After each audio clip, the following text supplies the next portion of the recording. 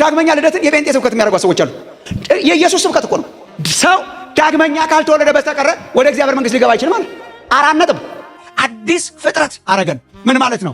አሮጌውን ልብ አወጣውና አዲስ ልብ አደረገ። ትራንስፕላንት አረገ እግዚአብሔር። ዳግም ልደት መቀለጃ አይደለም፣ ሲሪየስ ነው። ሰው ዳግመኛ ካልተወለደ በስተቀር የእግዚአብሔር መንግስት ሊያይ አይችልም፣ ሊገባባት አይችልም ማለት። ከዛ እንዴት ነው የሚወለደው አለው እና ነገረው ጌታ ኢየሱስ ይላችሁ እንደሆነ በቃ እግዚአብሔር በመንፈስ ልክ የነፋስን ስራ እንደማታየው ነፋስን አታየውም፣ ስራውን ታስተውላለህ። ሳታየው መጥቶ የሆነ ነገር እንደሚያደርገው መንፈስ ቅዱስ ይገባና በልባችን ውስጥ በመንፈስና በውሃ መታጠብ አዲስ ልብ፣ አዲስ መንፈስ፣ አዲስ ማንነት በተአምራት ይሰጠንና ይሄዳል። ምን ይባላል እሱ? ዳግም ልደት። እግዚአብሔር ስለ ዳግም ልደት የተባረከ ይሁን። እኛ ምግባራቸው የተሻሻለ የተመከሩ ስነ ስርዓት የያዙ ሰዎች አይደለንም። ምንድነው ያደረገን? አዲስ ፍጥረት። አሻሽሎን ሳይሆን አዲስ ፍጥረት አደረገን። ሁሉ አዲስ ሆኗል። ማንም በክርስቶስ ቢሆን የተሻሻለ ነው አይልም። ማንም በክርስቶስ ቢሆን አዲስ ፍጥረት፣ አዲስ ማንነት። ኢየሱስን ስንቀበልና ስናምን ድርጅት የቀየረን ሰዎች አይደለንም። እንደው በጣም ወገኖቼ በመዳናችሁ መደሰት አቅቷችሁ ከሆነ እግዚአብሔር እንደገና ይቀስቅስላችሁ። የመዳንን ደስታ እንደገና በውስጤ ፍጠርልኝ እንደሚል ማለት ነው። የመዳናችን አስደናቂ ያደረገው ሃይማኖት ስለቀየረን አይደለም። መዳናችንን አስገራሚ ያደረገው ድርጅት ስለቀየረን አይደለም። በጣም ብዙ ሰው ስለ ድርጅት ይጨቃጨቃል ዚስ ዴይስ። ስለ ዲኖሚኔሽን እኛን ጨምሮ ስለ ዲኖሚኔሽን እንከራከራለን። አዚፍ እግዚአብሔር ዲኖሚኔሽን የሰጠን ይመስል። እኛ እኮ መተን በዲኖሚኔሽን ተጠለለን እንጂ ከእግዚአብሔር የተቀበልነው ዲኖሚኔሽን አይደለም፣ ድርጅት አይደለም የተቀበልነው፣ ቤተ እምነት አይደለም የተቀበልነው፣ ህይወት ነው የተቀበልነው። እግዚአብሔር አምላክ ምን አርጓችሁ ነው እንደዚህ የተሰባሰባችሁ ካላችሁ ዳግም ልደትን ሰጥቶን። እኔ ስለ ዳግም ልደት በጣም ክርስቲያኖችን ለማስተማር ሞክራለሁ፣ ለመቀስቀስ ሞክራለሁ። ዳግም ልደት አስደናቂ ነው። ህይወታችን የጀመረው እግዚአብሔር አሁን በህይወታችን ከሚያደርጋቸው አንዳንድ ነገሮች ሳይሆን ህይወታችን የጀመረው ሙታን ነበርን፣ እግዚአብሔር ህይወት ሰጠን። ምንድነው በህይወት የሆነው ያላችሁ እንደሆነ ሙት ነበርን። ሙት ነበር። ሃይማኖት ሊኖረን ይችላል፣ ግን ሙታን ነበርን። ሰው ከእግዚአብሔር ከተለየ፣ ሰው በኃጢአት ከወደቀ፣ ዓለም ከተገኘ፣ በእርሱ ብቻ ከተገኘ የወደቀ ነው፣ የሞተ ነው። እግዚአብሔር ምን አደረገ? በክርስቶስ ኢየሱስ ህይወትን ሰጠን። በክርስቶስ ኢየሱስ ዳግመኛ ወለደን። ምን ማለት ነው? አዲስ ፍጥረት አረገን። ምን ማለት ነው? አሮጌውን ልብ አወጣውና አዲስ ልብ አደረገ። ትራንስፕላንት አረገ እግዚአብሔር። አሮጌውን ማንነት ወስዶ አዲስ ማንነት ሰጠን። እኛ ምግባራቸው የተሻሻለ የተመከሩ ስነ ስርዓት የያዙ ሰዎች አይደለንም። ምንድነው ያደረገን? አዲስ ፍጥረት። አሻሽሎን ሳይሆን አዲስ ፍጥረት አደረገን። ሁሉ አዲስ ሆኗል። ማንም በክርስቶስ ቢሆን የተሻሻለ ነው አይልም። ማንም በክርስቶስ ቢሆን አዲስ ፍጥረት፣ አዲስ ማንነት። የተሻሻልን ሰዎች የተጠገንን ሰዎች አይደለንም። አሮጌውን አስወግዶ አዲስ ማንነትን ሰጠን። ክብር ለእግዚአብሔር ይሁን።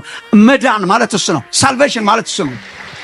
ሉክ ወገኖቼ፣ ሉክ እሱ ነው ለመሰላችሁ። ምዕራፍ 1 ላይ ተወልዳችኋል። አሁን ለምሳሌ ምዕራፍ 1 ላይ ስትሄዱ ቁጥር 23 ዳግመኛ የተወለዳችሁት ከሚጠፋ ዘር አይደለም፣ ተወልዳችኋል። ዛሬ ጠዋትም ለማንሳት እንደሞከር ነው። አሁን ኒቆዲሞስን ተመልከቱ። ኒቆዲሞስ የሚባል አንድ የሃይማኖት መሪ ነበር። የሃይማኖት መሪ ነው፣ የተከበረ ነው፣ ቅዱሳት መጽሐፍት የሚያውቅ ነው፣ አስተማሪ ነው፣ የአይሁድ ሸንጎ አባል ነው። በጣም እኮ ይሄ በጣም አሪፍ ሰው የሚመስል ነው። ስነ ስርዓት ጠብቆ የሚኖር የሚመስል ሰው፣ ዕውቀት አለኝ ብሎ የሚያስብ ሰው ነው። ኢየሱስ ጋር መጥቶ ትዝ ይላችሁ እንደሆነ አንተ ከእግዚአብሔር ተልከህ እንደመጣ እናውቃለን ያለው። ትዝ ይላችኋል። አንተ ከእግዚአብሔር ተልከህ እንደመጣ እናውቃለን። በምን አወቅ ስትለው በሎጂክ ነው ያወቀው።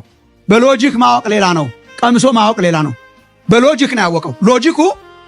ሎጂክ ነው ማለት ነው። በሎጂክ ሲያ አንተ የምታረጋቸው ተአምራት በጣም አስደናቂ ናቸው አለው። አንድ ፕሬሚስ መነሻው አንተ የምታረጋቸው ተአምራት በጣም አስደናቂ ናቸው። እሺ፣ ሁለተኛ አንተ የምታረጋቸውን አይነት ተአምራት ለማድረግ ሰው እግዚአብሔር ከእርሱ ጋር ካልሆነ በስተቀር ሊያረግ አይችልም። እሺ፣ ስለዚህ አንተ የመጣው ከእግዚአብሔር እንደሆነ እናውቃለን አለ። ጥሩ ነው። ኢንፎርሜሽን ጥሩ ነው። ሎጂክ ጥሩ ነው። እሱ ከርቀት ማወቅ ነው። እና ጌታ ኢየሱስ አታውቅም አለ። እናውቃለን አለ። አታውቅም አለ። ሰው ዳግመኛ ካልተወለደ በስተቀር እኔ ዳግመኛ ልደትን የጴንጤ ስብከት የሚያደርጉ ሰዎች አሉ።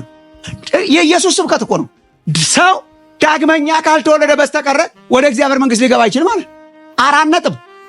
አሜን። ሲሪየስ ነው። ዳግም ልደት መቀለጃ አይደለም፣ ሲሪየስ ነው። ሰው ዳግመኛ ካልተወለደ በስተቀር የእግዚአብሔር መንግስት ሊያይ አይችልም፣ ሊገባባት አይችልም ማለት። ከዛ እንዴት ነው የሚወለደው አለው እና ነገረው ጌታ ኢየሱስ ትዝ ይላችሁ እንደሆነ በቃ እግዚአብሔር በመንፈስ ልክ የነፋስን ስራ እንደማታየው ነፋስን አታየውም፣ ስራውን ታስተውላለህ። ሳታየው መጥቶ የሆነ ነገር እንደሚያደርገው መንፈስ ቅዱስ ይገባና በልባችን ውስጥ በመንፈስና በውሃ መታጠብ አዲስ ልብ፣ አዲስ መንፈስ፣ አዲስ ማንነት በተአምራት ይሰጠንና ይሄዳል። ምን ይባላል እሱ? ዳግም ልደት። እግዚአብሔር ስለ ዳግም ልደት የተባረከ ይሁን። ስንቶቻችሁ ዳግመኛ ተወልዳችኋል? ዳግመኛ የወለደን የጌታችን የኢየሱስ ክርስቶስ አምላክና አባት ይባረክ። ዳግመኛ እኮ ነው። ጌታ ኢየሱስን ስናምን፣ መስቀሉን ስናምን፣ እንደን ጌታ ኢየሱስን እንደ ግል መድኃኒት አድርገን ስንቀበል the next morning ሌላ ሰው ሆነናል። በቃ ሌላ እግዚአብሔርን የሚወድ ማንነት። ኦር በሌላ አገላለጽ ምዕራፍ 2 ቁጥር 2 ተመልከቱ። ጌታ ቸር መሆኑን እንሳቸዋል። ይሄ ነው ዳግመኛ መወለድ ማለት። ጌታ ቸር መሆኑን ቀምሳቸዋል። ቀምሳቸዋል ምንድን ነው? ኤክስፔሪየንስ ቀምሳቸዋል። አሁን ለምሳሌ ኒቆዲሞስ ጌታ ቸር እንደሆነ ሳምሃው እግዚአብሔር ከኢየሱስ ጋር እንዳለ ያውቃል። እዚህ ጋር ነው ግን ዳግም ልደት ምን ያደርገዋል? እዚህ ጋር ያለውን ወደዚህ ያወርደዋል። ለምሳሌ ምግብ ታያላችሁ፣ መሳሳ ስለሆነ ይቅርታ። ምግብ ታያላችሁና እንደሚጣፍጥ መጠርጠር አንድ ነገር ነው። ስታየው በጣም የሚጣፍጥ ነገር ይመስላል፣ አንድ ነገር ነው።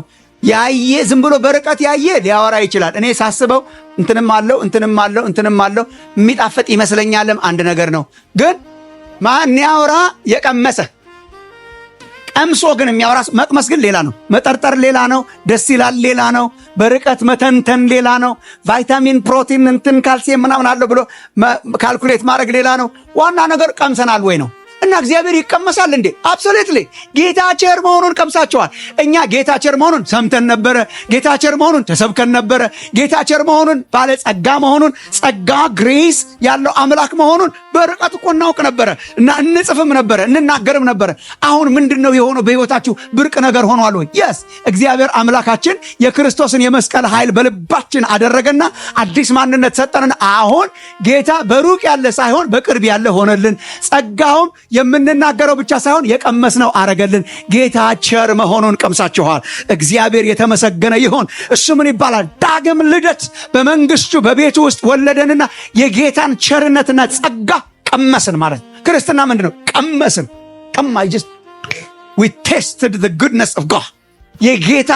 የጌታን መልካምነት፣ የጌታን ጸጋ ስንቶቻችሁ ቀምሳችኋል? ይቅርታ ዛሬ ቀመስን። አሁን ጌታን ተቀበሉ፣ ዳግም ተወለዱ ስንል እኮ ኑና ቀመሱት ነው። ኑና እዩት፣ ኑና ቀመሱት። እግዚአብሔር ቀርቧል፣ በክርስቶስ ቀርቧል። በመጀመሪያ ቃል ነበረ፣ ቃልም በእግዚአብሔር ዘንድ ነበረ፣ ቃልም እግዚአብሔር ነበረ። እንደን ዮሐንስ ወንጌል ምዕራፍ 1 ማለት ነው ቁጥር 1 ቁጥር 14 ላይ ቃልም ሥጋ ሆነ ጸጋና እውነት ተሞልቶ፣ ጸጋ የምትቀመሰዋ ጸጋና እውነት ተሞልቶ በእኛ አደረ፣ በመካከላችን አደረ። አምላክ ቀርቧል፣ ፍቅሩ ቀርቧል። ግን ቀርበን እኛ ቴስት ልናደርገው አንችልም ነበር። ምን አረገ? በመካከል ጣልቃ ገባና በመስቀሉ ኃጢአታችንን አስወገደው። ኢንፋክት ጳውሎስ በቆላሲያስ ከመንገድ አስወግዶታል ይላል። እዚህ ወደ እግዚአብሔር ስንመጣ ኃጢአታችን መንገድ ላይ ነበር። እግዚአብሔር በመስቀሉ ምን አረገ? አስወገደው። ስላስወገደው አሁን ምን ሆነልን? ወደ እግዚአብሔር መግባት ሆነልን፣ ፍቅሩን መቅመስ ሆነልንና የጌታን ቸርነት መቅመስ ያርግላችሁ። እሷ ዳግም ልደት ይባላል። ሰው በጌታ ሲሆን ምን ሆነ? ዳግመኛ ተወለደ። ከዚህ በኋላ የማወራው ነገር ግልጽ ነው።